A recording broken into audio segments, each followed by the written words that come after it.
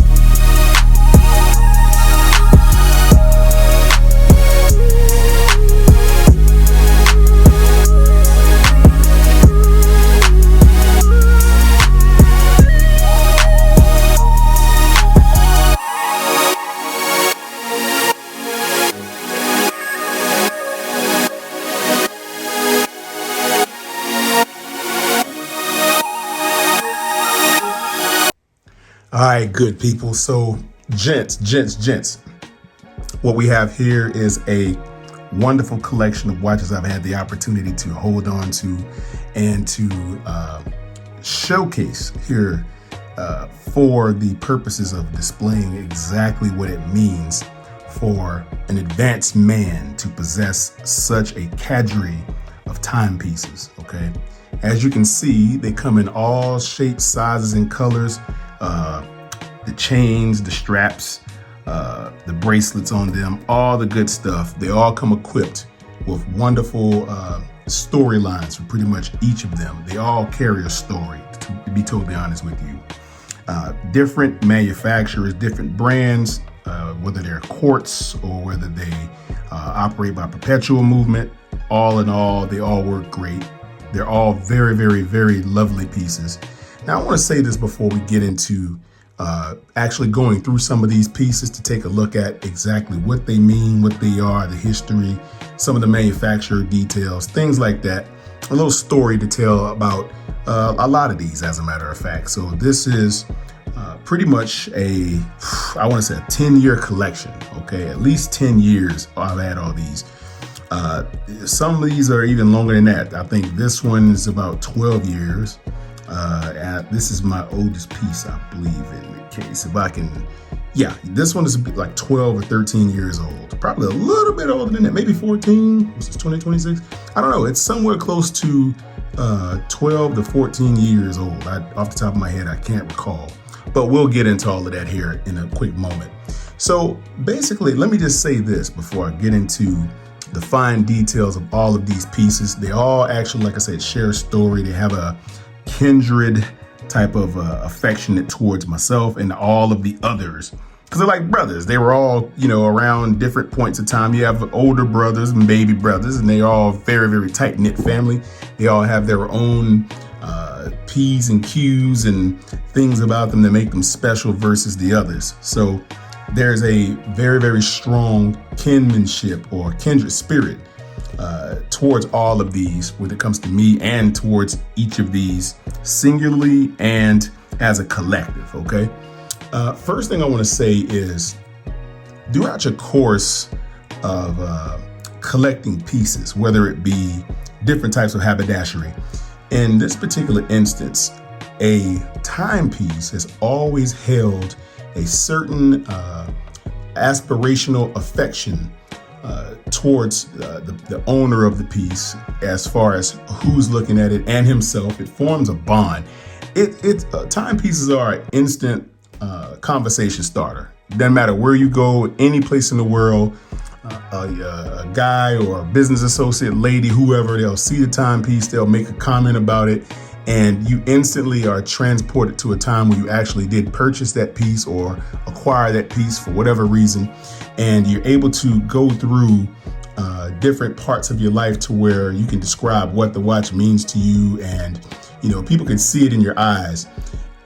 You can be categorized based upon the level of the timepiece that you have. Now, I'll be the first to say it. You don't have to have a Audemars Piguet or anything like that. You don't need a Rolex, okay? You don't have to have a tag or any of these big name watches. You can. I mean, there's nothing wrong with having the big boy watches. If you want to roll with it and possess those timepieces, they're great. But see, those are just the known brands that are high level, high quality.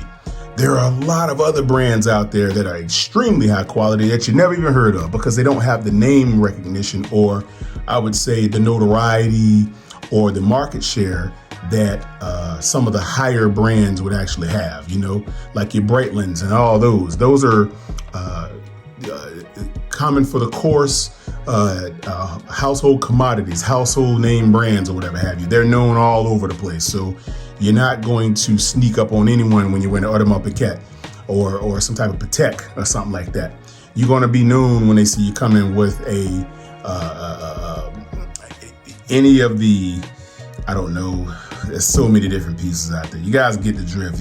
Whatever piece that you're going to actually possess and carry, just make sure that it actually fits you and it tells a story and it doesn't look like you got it off the back of a meat truck somewhere or something. It's got to have a prestige about it, okay?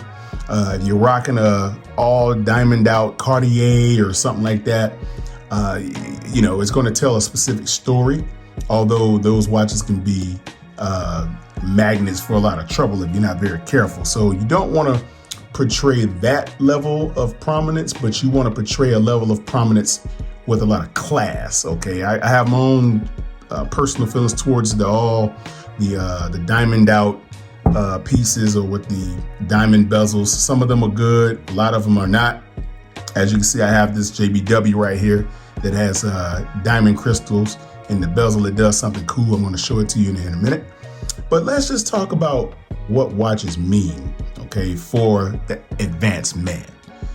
If you walk into a room and you're actually displaying a nice timepiece, okay, it doesn't have to be a Rolex, like I said, it doesn't have to be an Audemars Piguet, it doesn't have to be a Patek, it doesn't have to be a Cartier or any of these other big time names. You don't have to have anything on like a Breitland. Those are nice, don't get me wrong. If you're rocking any of these things, it tells people exactly what you spent for it, and it may tell them what type of person you might be. And that's not necessarily always the case. There are certain guys out there that possess the APs, and they are not what you think they are, who they think they are. The timepiece is basically just a opener, okay? It's supposed to be an opener, and it is jewelry, okay? Regardless of how you look at it, it is jewelry. So basically, you want your timepiece to be an extension of who you are. You don't want to have a timepiece to speak for you. You want it to speak with you, okay? If people see your timepiece and they start thinking all these visions of grandeur or whatever in your head, they got the wrong idea about you, okay? It's not supposed to tell people how wealthy you are, okay? Although they can, but to most people's dismay or chagrin, it's going to elicit the wrong type of thought process about you. Whether you might think it's good or not, somebody said, oh, he's got a lot of money, he's got that Patek on, or he's got that AP, that Audemars Piguet on, he's got to have a lot of money. Well, you don't want people to think like that, like they only see you for the money. No, you want them to see you with a certain sophistication, a certain prominence when you wear a certain timepiece. And it doesn't have to be a big name, okay? You can basically wear any type of nicely crafted timepiece and basically elicit the same type of reaction, even if they don't even know what the brand is, because people look at design rather than the brand, unless they know the brand. That's going to be the only time they're going to look at the name of the brand or the name of the watch, because they might recognize the brand. Brand recognition is key in that. But there are a lot of brands out there that you've never even seen or never heard of, but when you see them, you're like, wow, what is that? And that's the first thing you know about a brand that people like. It's not pretty much so the name on it. The fact of the matter is, it's about what does it look like? Okay, that's going to be the biggest thing. You'll say, oh, that's a nice watch. And I'll tell you something, if you've never heard of a brand of a timepiece, okay, and you see one and it's dope and it's beautiful, you're not going to care. You're going to say, what is that? First thing you're going to say, you're not going to care if it's a Patek. You're going to want to know what that timepiece is so that you can potentially go to find one just like it or something similar to it, so you can actually start displaying and rocking one. So that's going to be the main thing you're going to notice when you see a timepiece that you've never seen before. Maybe you see one here in this case. This is just a portion of the collection. It's a bigger collection than this, but this is a portion of the collection just for illustration purposes. So we just had to bring something out to show you what we were talking about, okay? So basically, you have to be able to display a certain level of prominence with whatever it is that you're gonna wear. The name does not mean anything, guys, okay? I wanna let you know. If you're trying to impress people out there, if you have a very, very nice timepiece, they're going to like the timepiece no matter what the name on it is, because it's going to pop with whatever you're wearing, which is why this is an accessory which would complement and substantiate what you are projecting in terms of thought process, power, whatever you're trying to go for. Your timepiece precedes you, okay? So I'll just name these pieces on the list right here. So first of all, I'll start with my least expensive ones. So this is like a little guest watch that I picked up, and this watch has a speaker built into it. It's kind of like when the iWatches first came out or whatever. This one actually, once you battery it up, and I've removed the batteries out of most of these. I don't wear all of them all the time. I don't want to kill the batteries. There's no point in doing that. So some of these have batteries, some of them don't take batteries. And this one actually has a call box and everything in it. So you can actually receive calls into this watch and speak through it. It has a speaker built into this one. And this is a guest watch, okay? This is a guest. It has a little, basically a display screen down here that gives me a digital version of the analog, which you see there. And then there's a speaker on the back of this watch, basically. So when I take this off, there's a speaker on the back. So if I get a phone call, I can actually talk through this on a loudspeaker. So it's pretty cool. That's the reason why I got it. You know, I normally never rock guest watches, but I thought this one was pretty cool with the ability for it to project, through your arm. And that looks like that. It's not an Apple Watch, but it looks like something that would never have the capability. And I like the band, okay? You have the brown leather band. This is really, really cool because I have a lot of belts and shoes of this same type of leather, and it matches 100%. I have hats and belts and gloves and stuff that match this, scarves. I even have coats that match this, okay? I even have belt buckles that match this, belts and belt buckles. I have gold belt buckles with the light brown band, leather band. So this is a guest watch, okay? This one is a Claiborne, believe it or not, okay? Claiborne, this is one of my favorite watches, believe it or not, okay? I love the way that the perpetual movement in this one, when you spin it, all of these hands begin to tick and move, the chronograph. It hits, you spin the dial, boom, pop that in there, and it all starts to spin. It is blue, my favorite color. And as you can see, it bounces and dances very, very well off of the color. And I love the chrome bezel on it. The chrome bezel against that blue with the blue accents with the hands and so forth, it pops. It just bounces. It bounces when you wear this thing. If you have with this, you'd rock maybe like a blue polo shirt if you want to go short sleeve, if you're doing that in the summer or the spring. In the winter, you would go with a button down or something like that. You have this color of a belt and shoes. Obviously, you can go at a dark khaki, light khaki would be more for this one or something like that. You got all types of slacks. I like the chrome clasp as well. And it's got the Claiborne insignia on the back. I don't know if you can see that. Yeah, you can see it a little bit. There you go. So this is a Claiborne watch. It's one of my favorites, actually. Okay. Now, I'm going to just keep moving down the line, and I'm going to grab the ones that are least expensive, obviously, to the most expensive ones. Now I can't really say this is the least expensive one. Well, let me jump to this one. I'll do this. So this is a Michael Kors, okay? This is one of my favorite watches also. This timepiece here has, it's very heavy, like most of my timepieces are. I don't like light ones because I want to make sure I can feel it. I want to feel the weight on my timepiece when I'm rocking it, okay? I want the timepiece to speak to prominence and so forth, and I want to feel like I have something on, okay? This thing is heavy. I love the clasp on it too, because it's got that special clasp on the back. When you push these in like this, it pops loose on the back. It's a beautiful clasp. It locks into place. Okay, this is a Michael Kors. This one matches a lot of my blue. I'm a big blue guy, as you guys will see. You know, a lot of what I have is blue. I'm big blue. And I love the faceplate, white faceplate, blue bezel, blue bracelet on the bands, all the dials and all this stuff, the chronograph, it's all white backdrop with the blue hands on the face. So with the white backdrop, that's beautiful. And just so you know, the hands and the numbers, Roman numerals, obviously, they're all blue, just like the color of the watch. So that's a really good accent. Sometimes I don't shop for a lot of expensive stuff. You don't have this. This watch wasn't cheap though, I give you that. But the thing about it was, it wasn't $5,000 either, nothing like that. You know, it was a very affordable. All these watches are very affordable. Okay, these timepieces are very affordable. You're gonna spend some money, but they are affordable. They're not $10,000 Datejust or whatever have you from Rolex. You know, you're talking about a $35,000 to $65,000 Audemars Piguet or a $40,000 or $50,000 Cartier, or however much those things cost. I don't even know. I never bought a Cartier before, so I have no idea how much that costs. I'm just guesstimating, everybody. Okay, so I'll go over to, now this right here is one of my Genevas. This one, these are both Genevas, okay?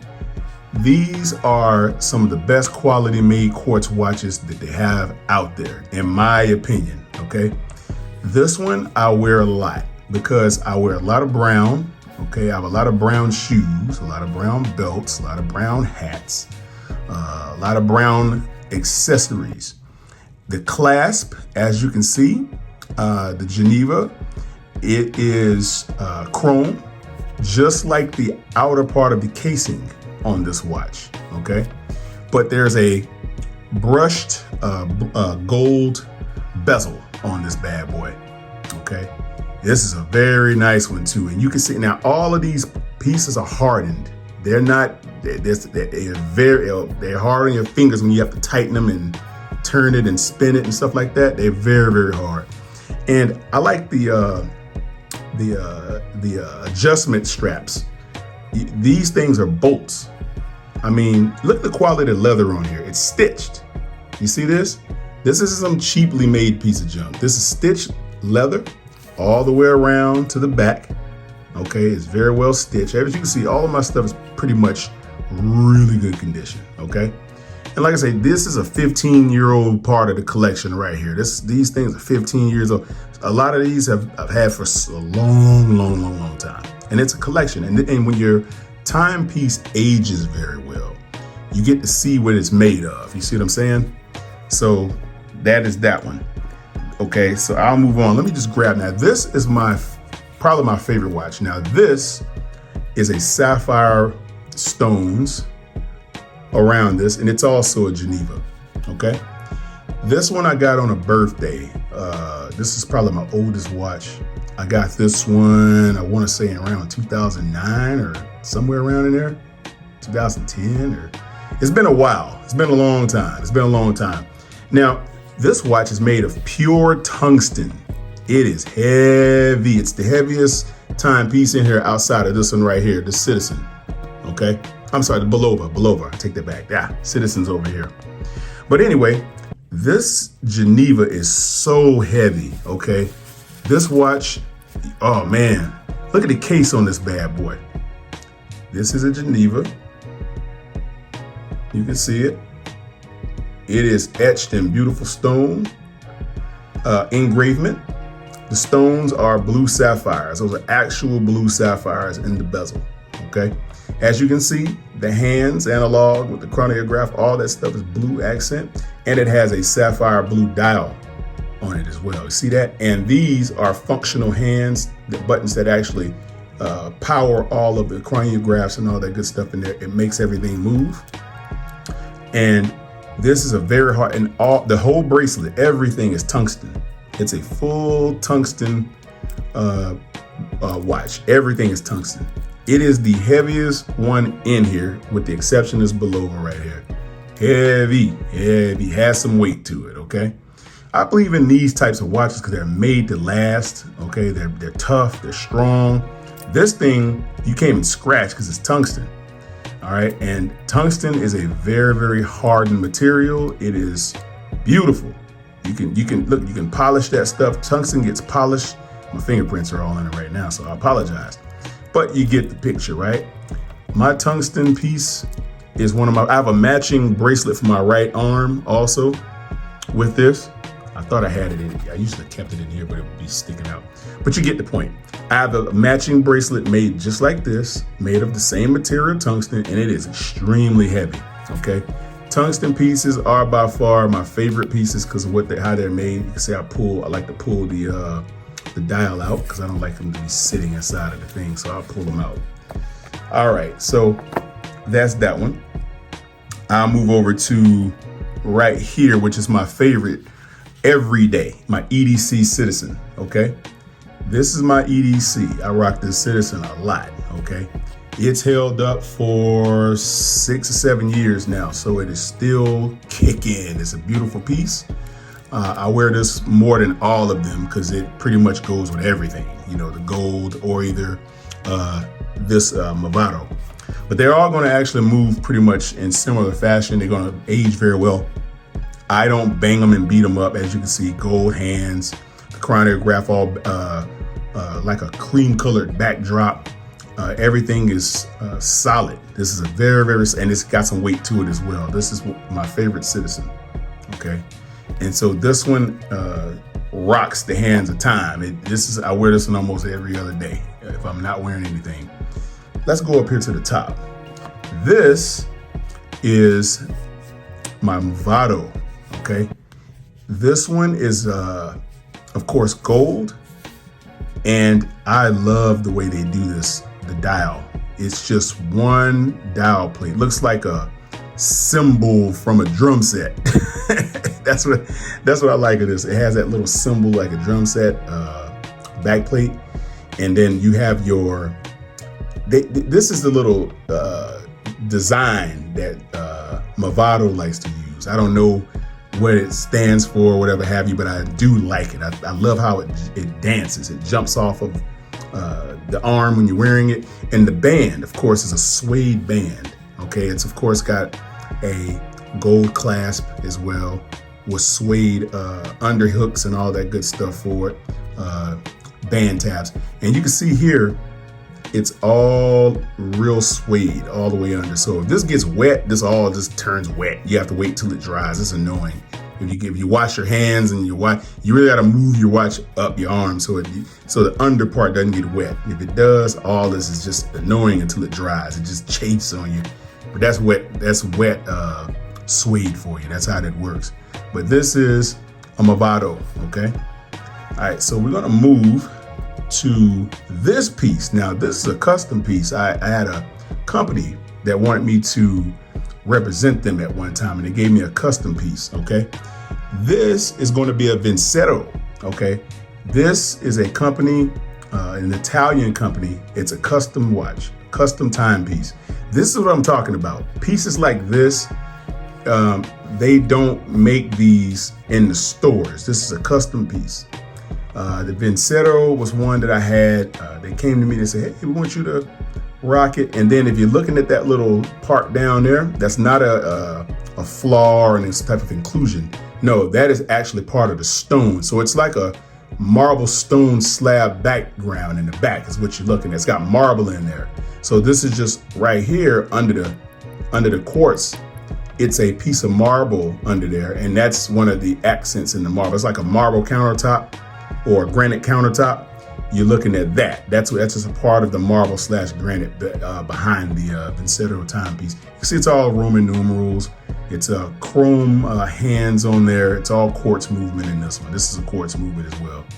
And if you look, there's somewhere, I think on the inside, they wrote something. Let me see. I remember. Let me see. Was this on this one or was it on something else that I can recall? I can't remember. This watch can be very, very tough to get off. It's very, very strong. This leather is extremely good leather. Man, it's stiff and it's tough. Okay, it's suede underbody, regular sport calf on the band, okay, on the outside. So I'm going to take this off for a second. I'm going to show you guys something. One of the things I like about this one, and it loves to clasp. It doesn't like to let go. So look at this. I love this inscription on the back. Okay, let me see what it says. I think it says the Veni Vidi Vici. Veni Vidi Vici. Right. Let me see. Can't make it. I can't see it, but you see this. This is one of the coolest back plates I've ever seen. I think it's so cool.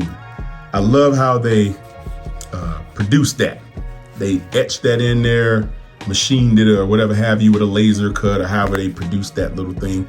I just thought that was a cool touch or whatever have you. So it's like an Italian wording, Veni Vidi Vici.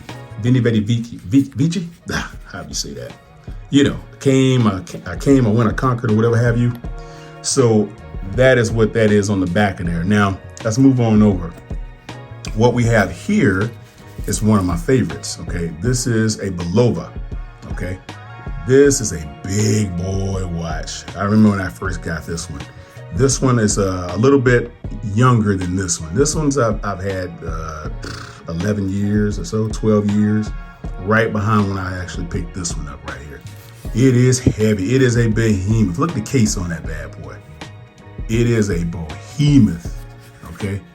She is heavy, and it burns through batteries really quick. I was thinking this was supposed to be like a light power or a movement, an eco drive or whatever, kind of like this one over here, but it's not. It's a battery powered, and man, this thing it's like an engine in this bad boy. All of this stuff moves.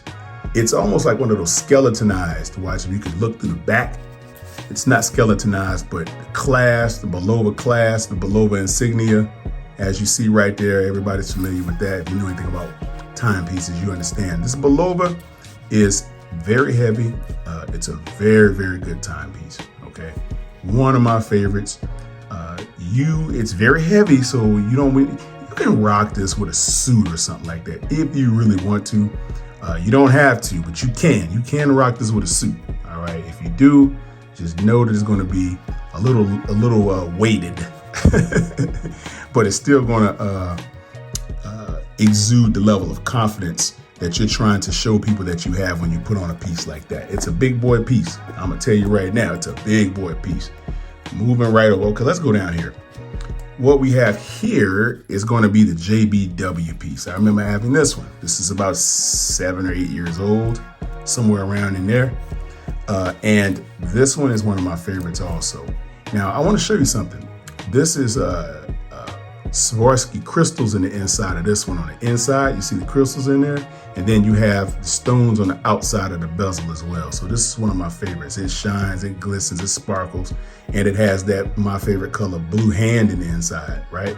But watch this. Watch the stones, the Swarovski crystals on the inside when you move it. Check this out. Isn't that tight? Isn't that dope? The crystals move when you turn the watch like this. See that? That's one of the coolest features. That's why I really got this watch, because I've never seen anything like that before. The crystals actually shift and they move inside. They just bounce around in there. You know, they're designed to fall around the bezel and the back plate. So every time you move your arm, it's going to go pretty much the direction of the watch where you're turning your arm. Those crystals in the inside, actually, they do move. I thought that was the coolest thing. I love the bracelet on it. The bracelet is very, very nice, very nicely finished. No scratches. None of my stuff has all scratches and stuff on it. So you can see here, it's very sleek on the bracelet. And this just kind of glides right under a shirt. If you're wearing the double barrel cuff, French cuff shirt or something like that, it's gonna glide right under your shirt, cuff. It's gonna do the same thing with your jacket. You're wearing some type of jacket, dinner jacket, or some type of blazer or sport coat, suit jacket. It's gonna do the same thing, okay? So this type of watch you would wear with the dress down. Sometimes you can hit it with a dress up, but it's gonna be a little flashy now. You don't wanna wear it with a tux. I wouldn't go that far. This is your tux watch right here. This one, maybe this one, if you're really feeling yourself. This one, I'm gonna show you now. This is my Citizen Eco Drive, okay? This is one of my favorites because number one, I have the black band that's just like this one, that's interchangeable. So sometimes I'll take this band off and I'll put the black one on it. I'm gonna tell you something, you cannot change this band by yourself. You have to take it to the jeweler store, and he'll do it. He has a special tool that he can get this out. I have nothing to get. I tried to get this thing out one time when the black band was on it, and I went and bought this band. And when I bought this band, I wanted it to be exchange and change. So I took the black one off, put this one on. It was a nightmare trying to put this band. I say, trying to get it off. I couldn't get it off. They said, oh, you gotta have a certain kind of tool. And I say, forget it, man. I'm not gonna worry about it. I'm gonna just let this be what it is. And I just let the watch do its thing. So this is the Citizen Eco. The thing about this watch is that it's powered by light. So it doesn't take batteries. Basically, if this one stays in the light like this, if the light continues to shine on that watch, it will begin to move and stay that way, but it's charged. It has a charging sensor inside by light. You can put it, sometimes I've put it on and it's not working. So before I have to go somewhere, so I'm gonna wear this watch, I'll just go ahead and lay it in front of the windowsill and let the sunlight hit it. And I'll just sit it there for about an hour or two and let it just, bake into the full power.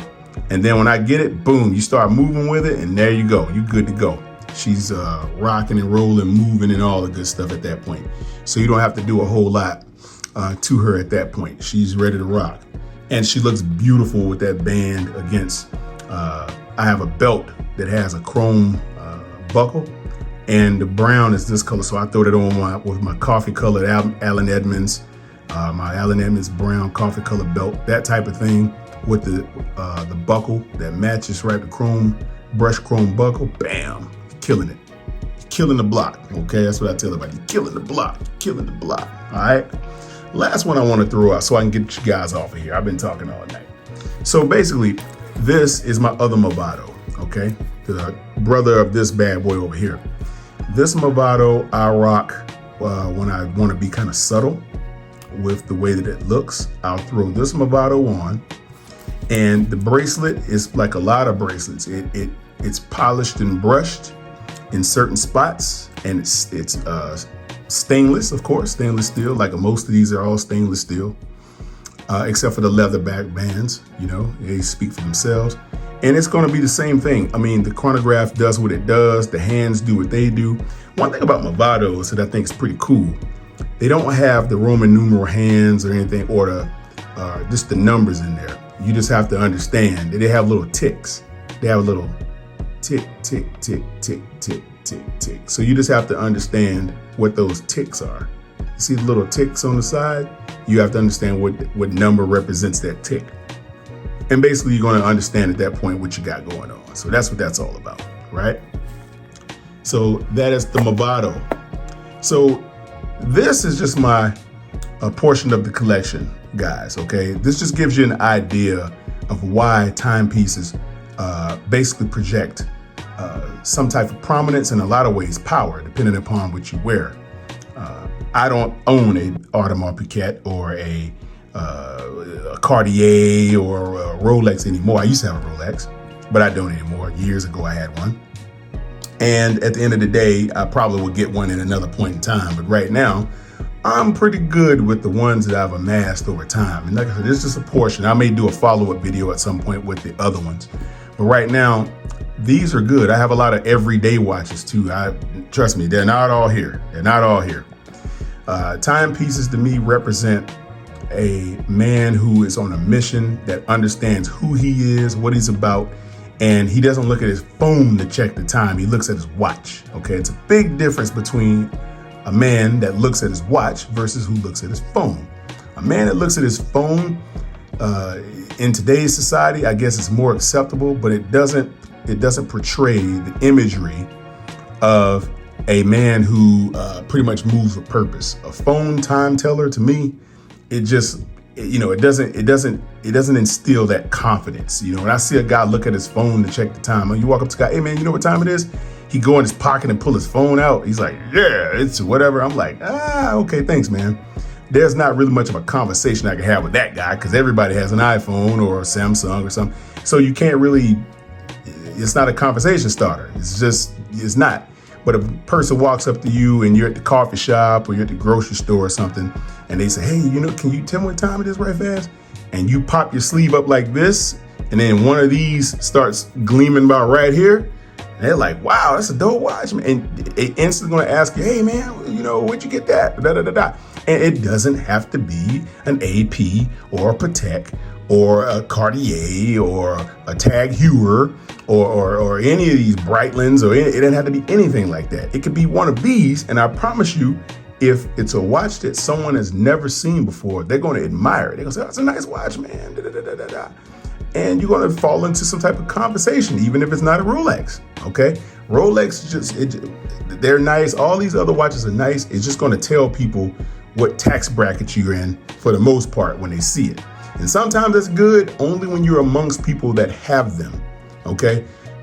People knowing your tax bracket and stuff like that, if you're not amongst people that have similar tax brackets, you're not going to be very much in the most safest environment. If somebody's like, oh, that's a nice watch, man, you got an AP on in places you should have it on. Oh yeah, you're just free lunch. You're just food. You wear something like this, they don't know what it is. They don't know how valuable it is. It just looks nice. And they got to take a gamble whether or not they want to try you or not with it. So that's how that goes. But for the most part, these are the timepieces that I wanted to showcase tonight. So for all of you gents out there who enjoy nice timepieces, nice situations on your arm, nice things around you, and things of the like, this would be the video for you. This is the reason why good timepieces portray imagery as to what your aspirations in life are and what your status in life more than likely is. Shows a whole lot about you, okay? So with that being the case, guys, do me a favor, like, share, and subscribe to the content.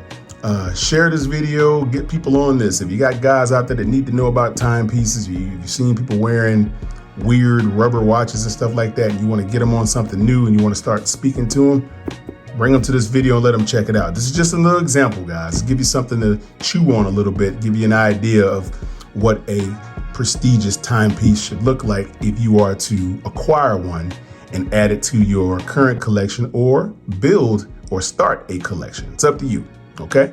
With that being the case, everybody, in Quantum Merritt, I am out. Peace.